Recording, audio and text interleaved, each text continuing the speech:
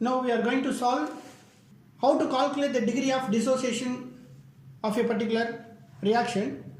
These are all the given data. K equal to 19.5 into 10 to the power of minus 5 and the concentration is 0.01, temperature is 300 Kelvin and limiting molar conductance equal to 390 ohm inverse centimeter square and mole inverse. Now, how to solve this problem? Before we find the degree of dissociation of acetic acid, we try to calculate what is the molar conductance. Delta M equal to K into 1000 divided by concentration. So, K value I will substitute 19.5 into 10 to the power minus 5 into 1000 divided by 0.01, 19.5. Therefore, degree of dissociation alpha equal to 19.5 divided by 390 equal to 0.05. This is the answer. Now we are going to solve what is the electrode potential of nickel. They are giving some data. The standard EMF of the cell, that is E0 cell, they are given, this is 0.59 volt and another value they are giving, this is 0.34 volt. If they are asking what is the electrode potential of nickel based on the cell reaction, once again I am writing the cell reaction, that is nickel 2 plus copper 2 plus copper. This is the cell representation. We already may aware about that. This is left hand side part, this is right hand side part. So usually left hand side some cell representation they are giving means this is going to perform oxidation. If something it will be represented in the right hand side, so this it will be going to perform reduction.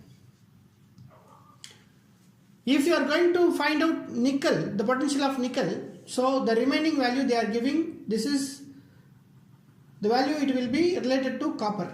Hence the formula is E0 cell equal to E0 right hand side minus E0 left hand side.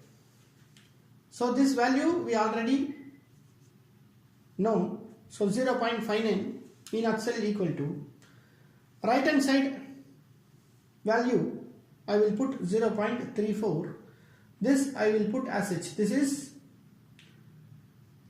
E0 nickel 2 plus nickel. So if you want to find out this one, that is E0 nickel 2 plus nickel equal to 0.34 minus 0.59. Therefore, the value is minus 0.25 volt. Now we are going to solve this problem. The problem is when acetaldehyde is going to react with excess of absolute ethyl alcohol in the presence of dry hydrogen chloride gas, what will be the product? So the basic things is one molecule of acetaldehyde is not going to react with one molecule of ethyl alcohol, so I will put 2. So 2 molecule of ethyl alcohol is going to react with 1 molecule of acetaldehyde in the presence of dry hydrogen chloride gas.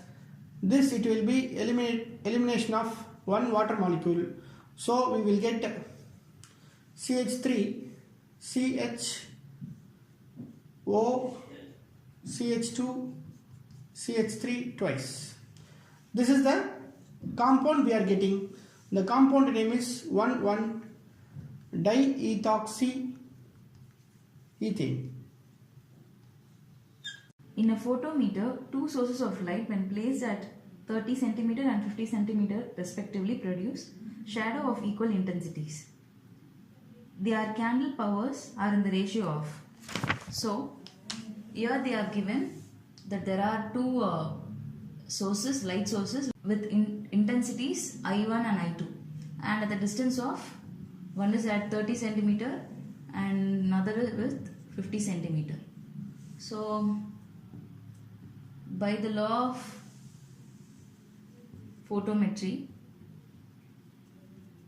we have I1 by D1 square is equal to I2 by D2 square. So, I1 by I2 is equal to D1 square divided by D2 square, which is equal to, I have D1 as 30 square divided by 50 square, which will give me 13 to 30 is 900 and 50 square is 2500. So 0, 0, 0 will go and repeat. 9 by 25 is the answer.